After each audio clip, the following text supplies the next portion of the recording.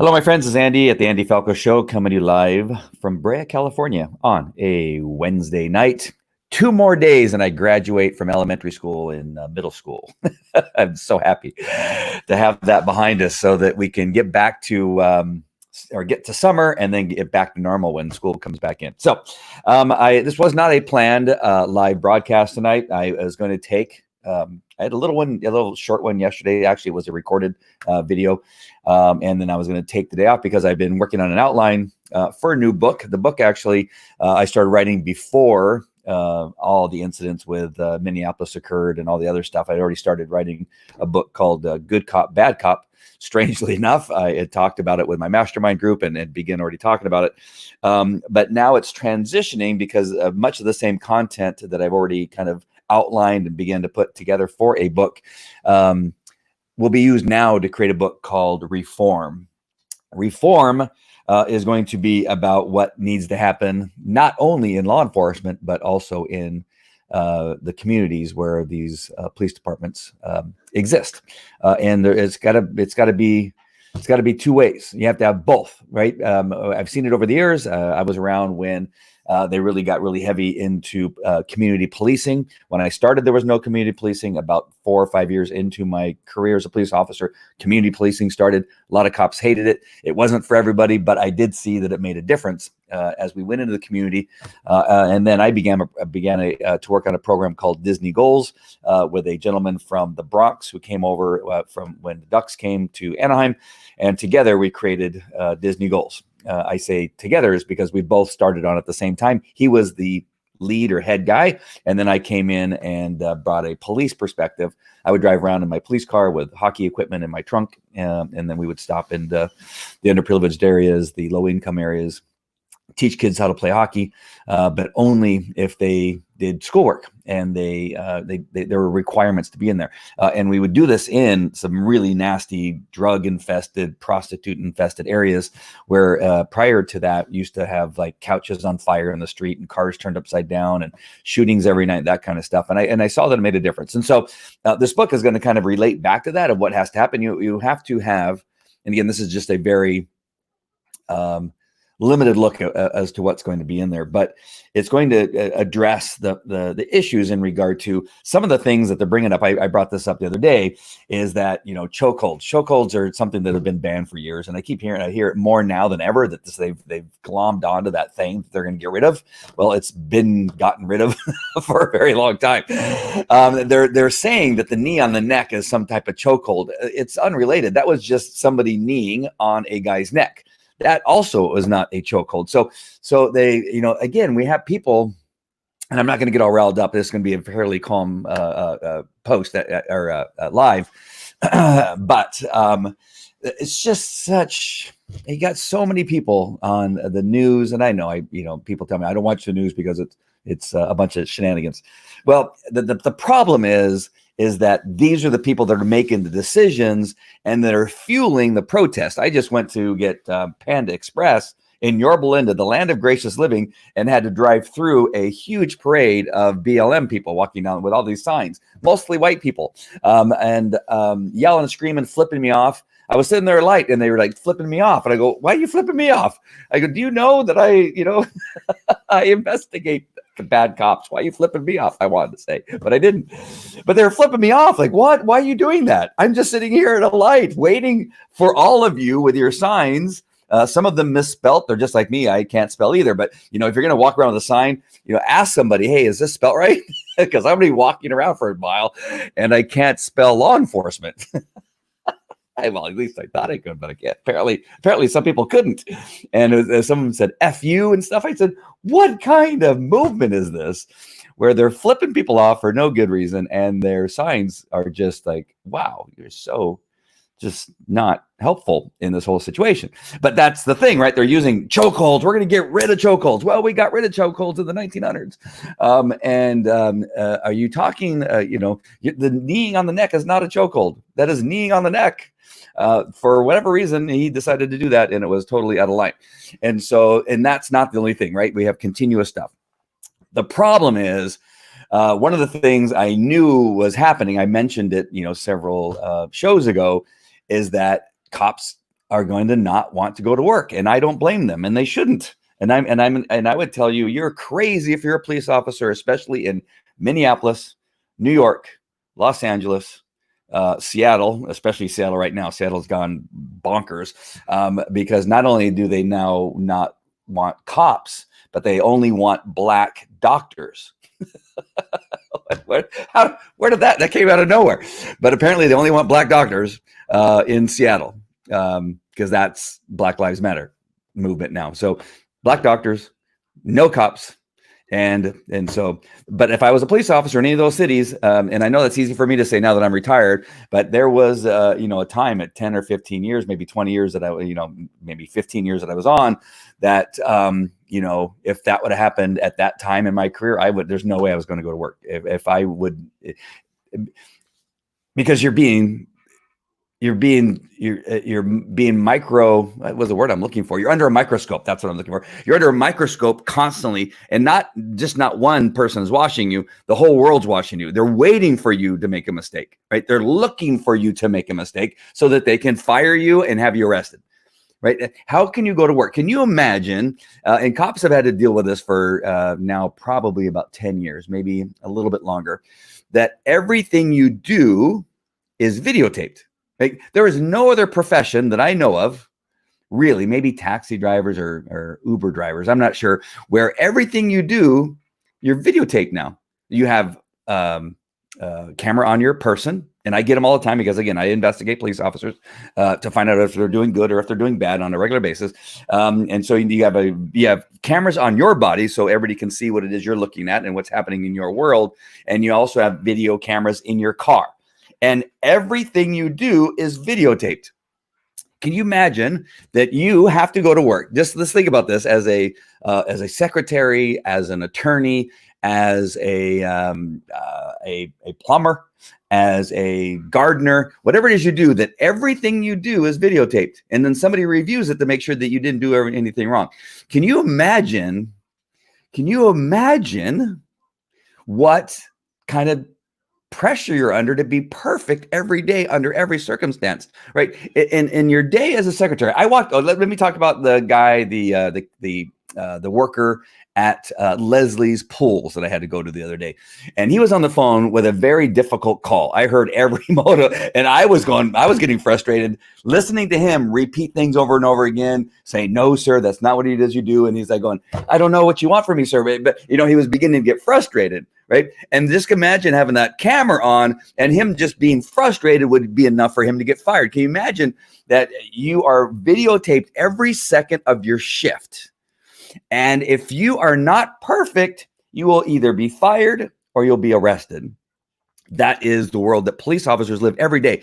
The difference in which it makes it more difficult is that sometimes you're being shot at. Sometimes they're trying to run over you with their car. Sometimes they're spitting on you. Sometimes they're throwing stuff at you. Sometimes you are trying to knock on the door and they're shooting through the door. And now you have to make the perfect decision every time. And if you don't, you will be fired or arrested. I'm using those two things because we are seeing it every day on the news. Every day there's a cop either being fired. Well, let me add suspended, fired, and arrested every day. And this is not, and I'm not hyperbole. This is not hyperbole.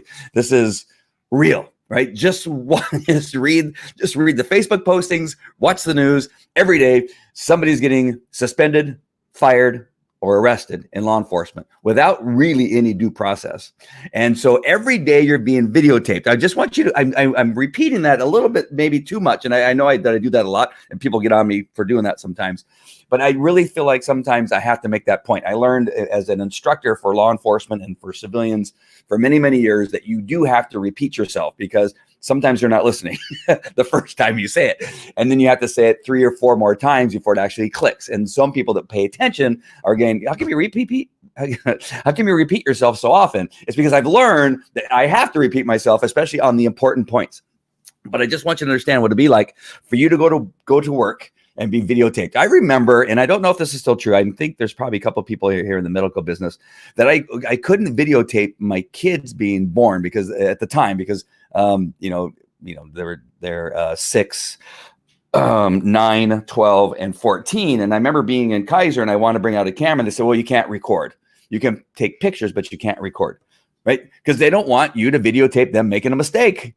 That's why, right? Nobody wants to be videotaped every day of an entire 12.5-hour shift when you sometimes get tired, you get cranky, and you may say the wrong thing and you're going to get suspended, fired, or arrested. And so they're under such pressure. Now, this brings me to my point. Because of everything that's going on, it was hard enough before, but now that you have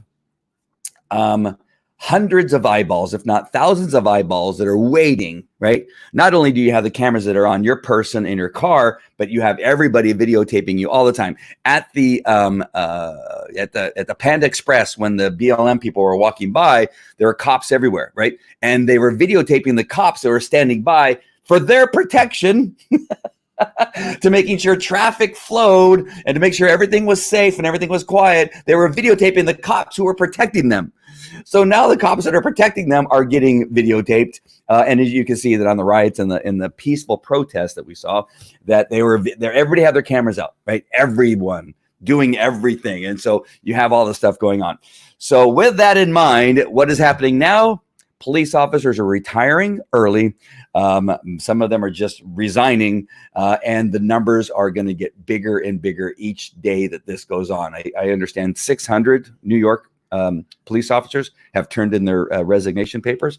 I'm guessing most of that are people that have kind of probably stayed beyond their retirement date to get some more money and to kind of build the chest up, and now they're going, it ain't worth it because I'm going to either get arrested or suspended, and it's going to cost me everything that I've saved up. So they get out. You want to get out before something bad happens, where they can deny everything you put into that pot, into your retirement pot, right? And so 600. That is just what I heard today.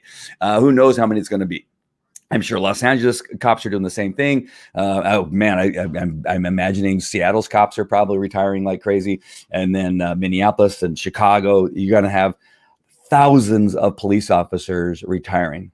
So why is that a big deal? Well, it's a big deal for a lot of reasons. We're going to be now shorthanded because you can't hire cops fast enough. You would have to look literally at thousands of candidates before you can hire just a couple.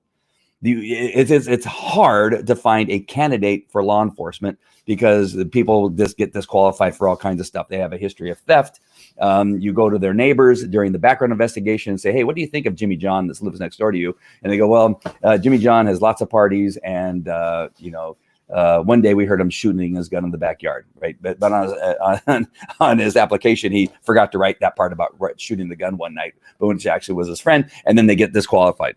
Then you get into the psych test, right? The psych test, I'd say the majority of people get disqualified. Yes, son, gets disqualified during the psychological. And then you have the physical and medical, where we lose a whole bunch of others because I almost didn't make it because of my high blood pressure when I was 22. I had high blood pressure and I almost didn't pass LAPDs and Anaheims. And so as all these people are retiring, thousands of cops across the United States are retiring. Now there's going to be a big hiring. Maybe not, because they're not being funded. So forget about that. So you're going to have the 2 or 3 that you're trying to find. Police departments are going to be fighting over a couple of these because when you, and those of you that have applied for law enforcement, you don't apply for just one necessarily. I applied for LA County Sheriff, LAPD, Fullerton, Anaheim, La Palma, Fountain Valley, Santa Ana. I think I want to say San Diego. I either I got the application, never turned it in, or I turned it in and never got a call. One of those two. What else? There were about 10 departments that I applied for. And like what happened to me, I got hired by LAPD and Anaheim at the same time. And because Anaheim hired me about 4 hours before LAPD, I went to Anaheim. And plus, I'd already been a reserve at Anaheim. And so you're going to have departments that this happens a lot because you have them. They're applying out there with 10, 15 police departments. And now they're going to get this one candidate who's really good out of all the hundreds that they've tested. And now they're going to be fighting over it. And now what happens is it's just so hard to fill these positions when everybody's left. So that's one problem. It's going to be really, really hard to find. And so, of course, what happens when you don't have enough officers, the response time to calls, which is one of the prides of most departments, when Anaheim was able to get the response time down to just, I don't want to give the number because I'm really not sure what it was at the time, even though I worked in dispatch for a while. The goal was to have it down to a minimum. And I see sometimes people from Anaheim that are watching, but you want to get there fairly quickly, right? You want there to be response time of something like 30 seconds to a minute. You don't want there to be a really long response time. But as you reduce your officers, then response time gets longer because now it sits on a call. So what I would do quite often as a canine handler, because we weren't assigned a beat as a canine handler, which was one of the great things about being a canine handler, is that I would clear a whole bunch of calls that are holding, because there could be a backlog of calls that are holding, and most of them are like audible alarms at buildings. Somebody heard a noise in their backyard. Suspicious person walking around a neighborhood that nobody in the neighborhood recognizes, and they see them. And you have a whole bunch of those calls holding quite often, 25, 30 of those calls that are just sitting around. And because my patrol as a canine was the entire city of Anaheim, which is a pretty good city, what I would do is I said, hey, give me 5 of those calls, and I'll take them 1, 2, 3, 4, 5 in a row, going in that direction, and I'll just clear them. Because in most cases, if it was a suspicious person, if it's been holding for 5 to 10 minutes, by the time you get there, the person usually walked on. On occasion, they'd still be there. And then, like on that one call that I told you about a couple of days ago, I got in a fight with the guy that was still there. I went and handled it by myself. I went to, hey, I got called about you, and the guy attacked me and tried to pull my gun out of my holster, and we were fighting on the ground for a long period of time. But that was one of those calls that I went to, like, just to clear it, because it was just sitting there and nobody had taken it, and I went and cleared it. But minus that one, you usually can clear a whole bunch.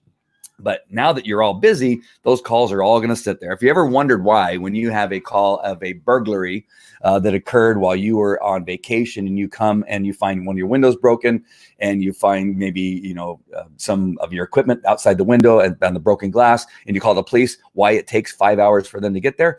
That's why, because they're busy handling all the other calls that are pretty much, active calls or in progress calls. If your call is just a report call, quite often they won't even send a cop. They will send a court reporter, or not court reporter, a police report writer, a report writer that will come, who's not a volunteer, but a civilian in a civilian uniform that comes and takes those. So you have to have a whole bunch of those people. All right. So you have all that kind of going on, but now you're reducing the numbers. 600 retirees in New York today is what I heard. And you have 200 or 300 officers in New York that are now injured. Many of them will probably take a retirement, and they'll probably be so injured that they can't go back to work, and traumatized that they're too afraid to go back to work. So out of the 200 or 300 that are also injured right now, there's a likelihood of many of them will go on a medical retirement. And then you got all your 600 that are retiring early. That is around 1,000 officers, which in a very large police department, what do they have, 30,000 officers, something like that? That's still significant. These are senior officers. These are officers that are probably most likely detectives, higher ranking, in the sergeants and lieutenants and that kind of stuff. You're going to lose all those people. Okay, so you got that. What's the other thing that we need to worry about? And Dan Bongiorno on his show today brought this up, and a very important aspect of it is that you're going to lose, especially those that are retiring early or as close to their retirement as possible. You lose all the experience of these detectives that have been working for 10, 15 years in sex crimes, in burglary, in auto theft, in robbery, homicide, in vice, in major narcotics. So you have all these guys that are now at that retirement age, but they're continuing because they're just really good at what they do, and they love it. They love solving crime. You got cold cases that all these people are solving. All those people are going to be gone. That's a lot of experience. It's a lot of knowledge. If you're talking New York and Los Angeles, even Anaheim in some levels, and Santa Ana in some of the agencies that has a lot of crime where these kinds of things have occurred, that you have some really good cops with some really strong experiences and intelligence that are now no longer part of a police department. And now you're going to be stuck with a bunch of officers that don't have very much experience, that don't know what it is they're doing. And so it's another big problem. It's just like the craziness of all this, because of one guy. Now I know there's people saying, well, it's systemic. I've told you it is not systemic. I worked at Anaheim 21 years, and I don't know of anybody that did anything to anybody because of what their race was. And I know that's easy for me to say, and you would never be able to prove it, but I'm telling you, if there's any other Anaheim officers on here that I work with, if you can think of one, maybe one in 21 years, maybe one in 30 years, I don't know, but I just never saw it. Now, do we say things in the locker room about certain things? Do we joke around, that kind of stuff? Listen, I'm not a child. You're not a child. We know what happens in locker rooms and the hockey locker rooms and the things that are said about, you being Asian or you being Mexican and that kind of stuff. That stuff happens all the time. Hold on. I got to see what my son wants. Yes, son. He just said you're staring at me. Yes. Can you go to Josh's house? Son, it's 8:00. And I know. You can go over there for 30 minutes. Go say hi for 30 minutes and you can come back. You should have seen the look. If you would have seen the look that he gave me, you would have said yes too. All right, back to the thing. So sorry. I had to take a break there. That's what happens when you do a show at home. So it is sad. It's I don't know what we're going to do. You have these people. So I was in sex crimes for 2 years. It was a horrible period of my life being a sex crimes detective. But you got to understand this as a civilian and as a voter and as a person who needs to possibly voice your opinion and say, all right, we need to stop the madness. We got a small, and I think it is a small minority of the United States who've literally lost their mind, that are crazy. It's either because they've lost their mind because they have Trump derangement syndrome and they just cannot help themselves, because no matter what it is, it's his fault that this guy in Minneapolis had his knee on this guy's neck and killed him. Somehow it's the guy in the White House fault, right? And so no matter what it is he says, if he says that he's for cops, they're hate cops, right? What he should have done is that, he hates all cops. And, knowing inside that if I say I hate all cops, they're going to all love the cops. What he should have said is, I hate all cops, and yes, we should defund and we should dismantle all cops. I agree with you, Democrats. They would have said, well, wait a minute. No, we love cops. We want more cops. We want to hire cops. We want to pay cops more. That's what would have happened. He's got to learn that lesson, that he just needs to say the opposite. And that way, and many times he'll get what it is he wants. But that's not what's happening. And so those of you with a voice, those of you with opinion, those that are strong enough to be able to post on Facebook, because I know many of you aren't, not that you're not strong enough. That sounds like a put down. But I know that you don't post on your Facebook anything that's going to ruffle anybody's feathers, because they will lay into you and they'll unfriend you and whatever it is. I could care less of people. I actually like it. I have more friends now than I did before I started talking about all this stuff. So it's really worked the opposite for me. And many of them have been Democrats who have now converted to Republican because of watching the show. I got a message 2 days ago from 2 different people, and that was a really good day. Two in one day is really good. All right. So, but you need to speak, right? You need to speak and say, okay, I've heard you. You're angry. It's been 2 weeks, and we're sorry I am sorry that George died. I don't know, but I can't fix it. I'm not going to kneel down and kiss anybody's feet because I didn't do it. I investigate law enforcement officers on a regular basis, and I find them that they've done perfectly fine, and they're great, and they're fantastic. And others, you know what? You could have done better. And in this case, we need to, look at this a little bit deeper and figure out what we can do better, right? And so that is what my job has been for the last 15, 20 years. So I'm doing stuff. So I don't need to apologize for who I am and what I do, and what I've said back in the past in joking at the locker room. Again, we are not children. We have said things, right? Like even people like that have one eye, like, we said something, hey, a pirate, come over here. Like we say stupid stuff. It doesn't mean I'm racist against pirates or racist against people that only have one eye, right? It's just that we say stuff in joking. And I was called Mexican the entire time that I was a cop. They would say, hey, Mexican, get over here. Hey, Mexican, go tow that car for me. Hey, Mexican, write the ticket. And I'm going to get the information for the report. Hey, Mexican, go get something out of the trunk because you're a Mexican. Go get out of the trunk. And I would say, F you. And then I would probably sometimes go do it. Sometimes I'd say F you and not do it. But that's kind of how we spoke to each other, because that's just what we do. It doesn't mean that my best friend that I was there for the birth of his children, who used to call me Mexican, was a racist. We were best friends. We did everything together. We traveled together. We traveled the world together playing hockey. And that is just the way that it is. So get over it. Like people are just so freaking over the top sensitive about so many things. I'm not telling you you're being too sensitive about George Floyd. That is a tragic homicide that occurred in Minneapolis, Minnesota. It's not all of our fault. It's not the cops in Seattle's fault that something happened in Minneapolis. Right? It's not the cops in New York. It's not it's not even the cops that are in the same police department necessarily. Whose fault it is, again, is the leadership within that city who didn't take charge of their police department and let them kind of get out of control. And so we're going to lose these cops that are retiring early. We're going to find it difficult to hire new cops. And so what we're going to have is if they don't defund and disable or disassemble. What's the word? I had it and I've said it 100 times already. Oh, you know what I'm talking about. Just take away law enforcement, which again, the likelihood of that happens is very slim. But you're going to have a bunch of rookies. You're going to have people doing the job that they don't know how to do. Oh, I know what I was about ready to tell you. As a sex crimes detective, there's there were 4 sex crimes detectives in Anaheim Police Department, and we actually were pretty fat at the time. As a matter of fact, 4 detectives for 1 unit actually was not that bad. However, each of us, I want you to listen to this, each of us had 500 child molestation cases each. Yes. Rapes. We had, I can't tell you how many rapes. I mean, it's just astronomical. There were so many rape reports and arrests that we had. We'd get there. The worst day as a detective is coming in on Monday, because on Monday you have all the arrests that occurred on Friday and Saturday and Sunday, and then they would all be in custodies. Now you have a bunch of in custodies of child molesters and rapists.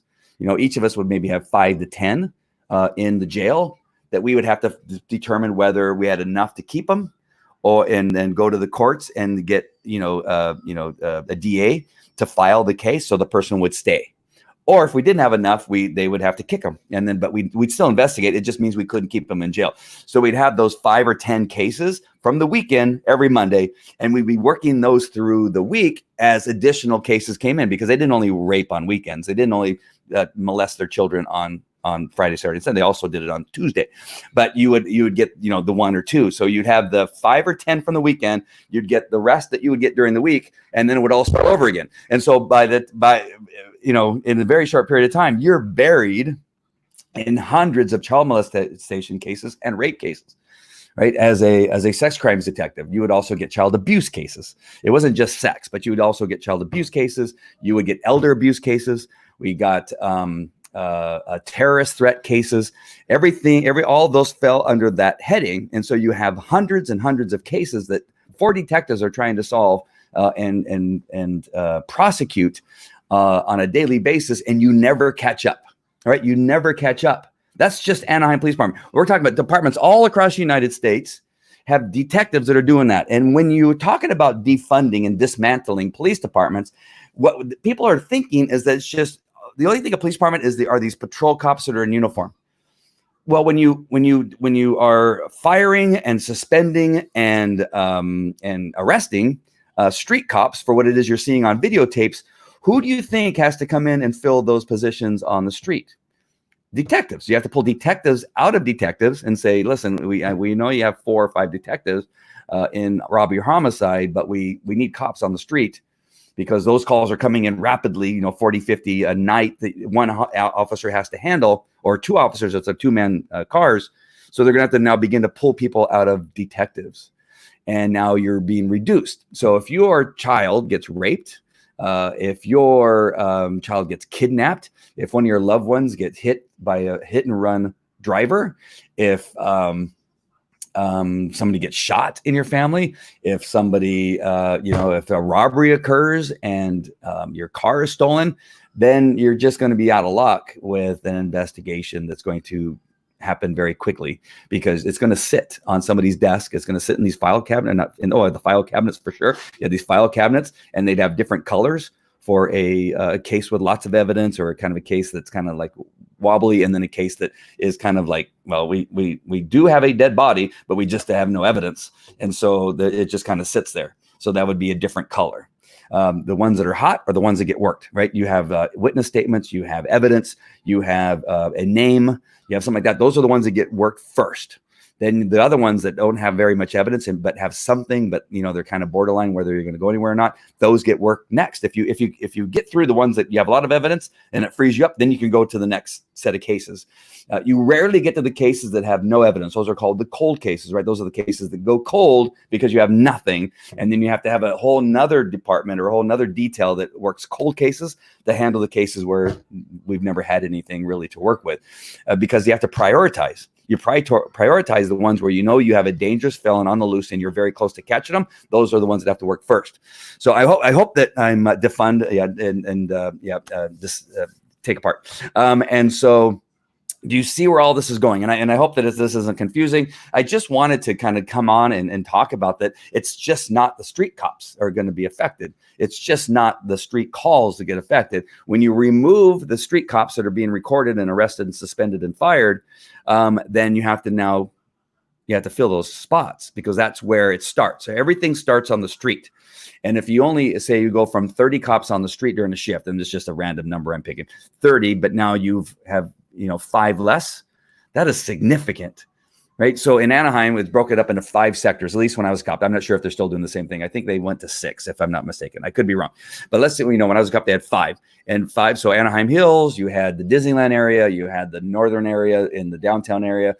Then you had the area near Brookhurst and Euclid, which is Sector 2. And then we had Sector 1. Again, they could be completely different now. But Sector 1 was way out in the west end over by Knott's Berry Farm. So you had Sector 1, 2, 3, 4, 5. Anaheim Hills being 5, and with each one of those sectors on a night shift, you would have about 5 cop cars out there. They're all single man cop cars. On occasion, in the Jeffrey Lynn area or some of the downtown areas on the weekend, you would have 2-man cars on occasion, depending on what was going on. We had a lot of gang activity, but for the most part, it was one-on-one. So if you lose, right, that's 5, 10, 15, 20, 25, right? 25 cops on the street. During a shift, you'd have motorcycle cops riding around, you'd have the helicopter, you'd have some gang enforcement out there running around, that kind of stuff. But as far as street cops handling calls, you have 25 cops. If you lose 5 of those cops due to being suspended, fired, or arrested on that shift, that is significant. Now you're down to 4 cops in a sector the size of Anaheim Hills, which is a really big area. And you go to calls together. You always go with 2 cops. 2 cop cars go together on most calls. So domestic violence call, 2 cops go. Now you have another domestic violence, or maybe you have some type of robbery. You send 2 cops. Now you're done. All the other calls that are coming in, there's nobody to handle those calls. Sometimes they'll send a car from another sector. But again, we're down, right? We're already down in a very large city with hundreds of thousands of people. And during, when you're open and have Disneyland going on, all that kind of stuff, you triple the population of Anaheim. And do you see where this problem begins to begin? And I hope all this math isn't hurting people's brains and I'm losing people, but I'm just trying to explain how this is just not as simple as what it is that they think it is. Because again, you have many people that just don't know what they're talking about. We're going to defund, which means you're going to have to not hire any more cops. There's not going to be any raises. You got a bunch of cops that are going to retire because they're not going to want to go down in grade. They're going to want to retire at the highest level that they're retiring now. And so there's no reason for them to stay, especially if they're defunding and reducing the amount of money that's going to be going into the police departments. And so they're going to say, we don't have any more money. What is it? Can we do? And so you're losing all these cops from detectives, because those are the senior officers. In most cases are the sergeants, lieutenants, captains, and detectives are the ones that are senior. Those are the ones, and then a few street cops that have been around for 20, 30 years, they're all gone, right? They're leaving. 600 cops in New York, they are retiring.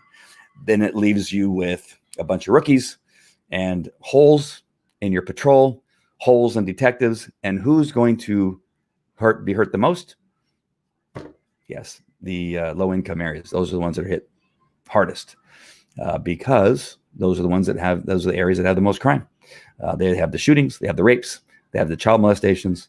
It's just true. I don't know what to tell you. You have child molestations in the wealthy areas. Yes, you do. But you got a lot of it happening in the very low income areas. I just hate to tell you that.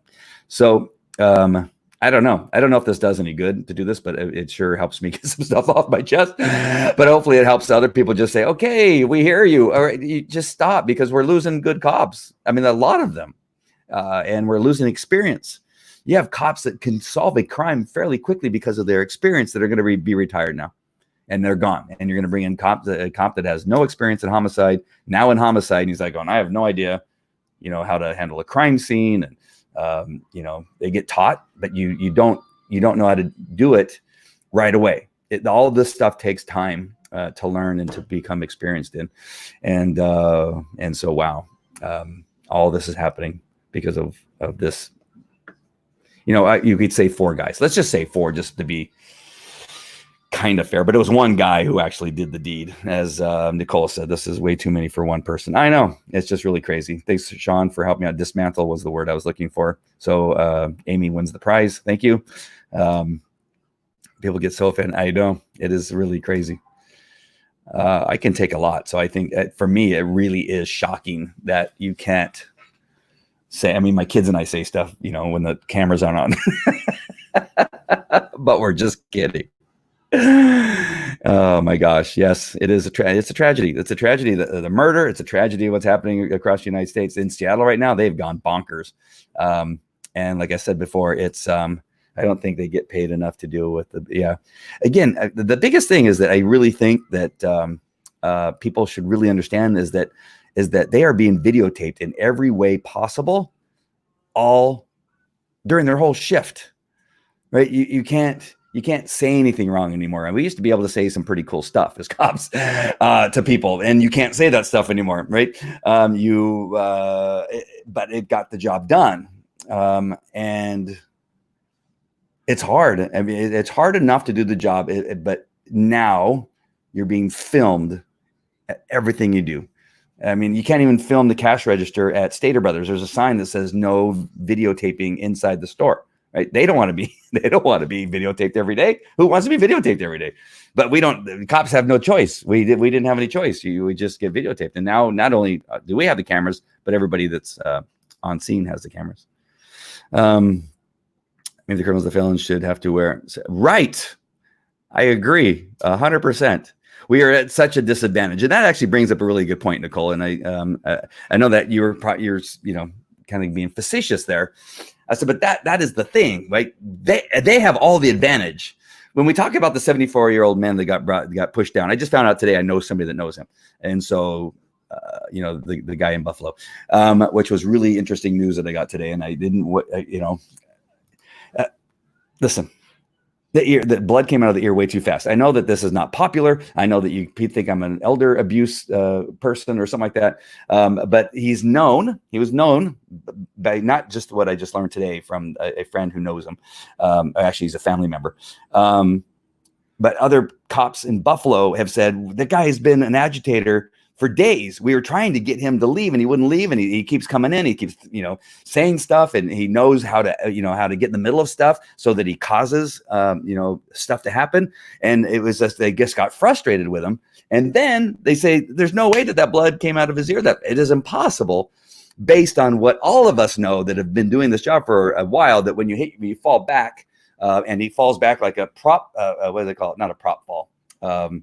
Pratfall, right? And he falls down like Chevy Chase on Saturday Night Fever, and the ear is bleeding at impact. Now, the injury there's on the back of the head, I could see bleeding on it. You see no blood there, but the blood coming out. And so this is where the cops are disadvantaged, and this is where I'm going with this, is that we're constantly, and we have been, I was set up as a cop, and that's before all this stuff started happening, that they have all the advantage. They can make things look and begin to record at the right time, like, get in our face and say something, I'm going to, whatever it is. And then they go, no, stop. What are you doing? Right. And they do all this stuff to make it appear as if the cops are being more forceful and, inappropriate, because they have all the advantage. They always have the advantage. They have the advantage with the weapon. We cannot shoot until we feel threatened first, right? They can be first to draw the weapon. We have to be second, in many cases. And so there's always this advantage, and the cops are at a disadvantage, yet they're the ones being videotaped all the time. So that's kind of where I was going with that comment, Nicole, is that, it would be great if it was fair ground, right, where they were videotaped all the time, and so that it was like even Steven, and it's not even Steven. Haven't said that since second grade. And so there's just some things you need to keep in mind. So I hope I didn't get too far off track and didn't go too far. I'm going to have an outline for the book. I will probably be speaking most of the book through Facebook Live.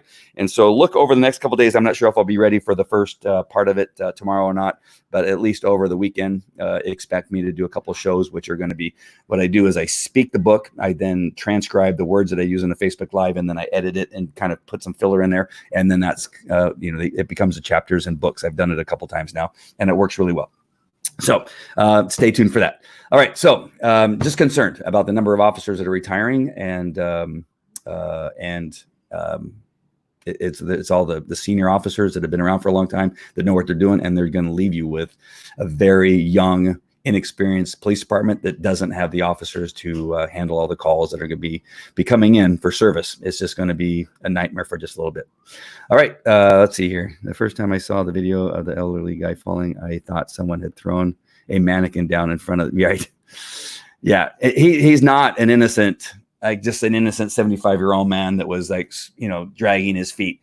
You can see him in other videos. I've seen him in other videos before all that happened, where he's walking around perfectly fine and he's arguing with people and yelling at them. And they're telling him, dude, you're going to get punched. Why are you doing this? Why are you such an agitator? And he's not an unhealthy, like frail, old 75-year-old man. He's actually pretty spry and was walking around agitating the agitators.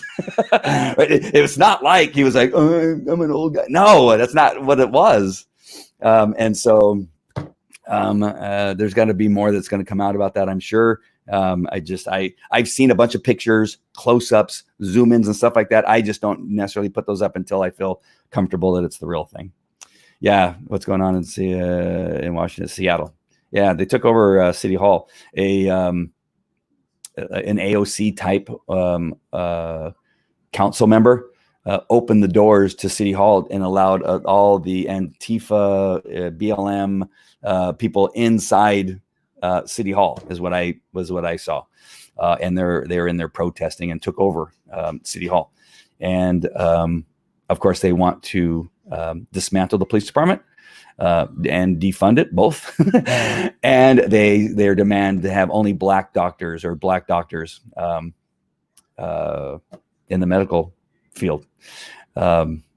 I say, if he's black and qualified, I'll take a black and qualified doctor. I don't care. How about just having qualified doctors? How about just having qualified police officers? And they may have taken over the police department too. That is possible too. But I know for sure I saw what appeared to be City Hall. That was hundreds and hundreds of people inside there on the stairs and on a bridge that went across somehow. I'm not sure what it was, but oftentimes the police department is attached to City Hall. So it is possible that they got into the police department too. I haven't really watched that part of it. I was watching a couple other things lately, so I missed that. All right. So thanks for watching. Again, this was a very impromptu live. I don't know if you like these very much because I kind of just talk about what's off the top of my head. I don't think that it is that smooth, but I'm really concerned about what we're going to be left with police. If they're not defunding them and dismantling, we're going to have a skeleton crew of young cops and have very difficult time trying to hire police officers, especially if they're not paying them and they're reducing their pay. It is. I'd rather go work somewhere else. And again, in California, we were paid. Like right now, it's $106,000 as average pay annually for California. The next closest one is $30,000 less. The next state, $30,000 less. So everybody is down into the 70,000s, and many their police departments are down in the $50,000 to $40,000 annually. You can't find good quality people to work for that amount of money, to get shot at and to get kicked and spit on and called mother effer and the names that we get called on a regular basis. It's just not possible. All right. So there you go. And I really appreciate your guys' attention and time. I appreciate that you share. I see that you guys share out my videos a lot, and I appreciate that. I hope that you continue to do that.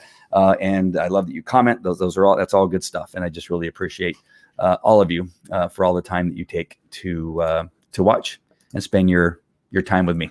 It really is greatly appreciated. All right. Thank you very much. I'll see you on the next one. Take care. Bye.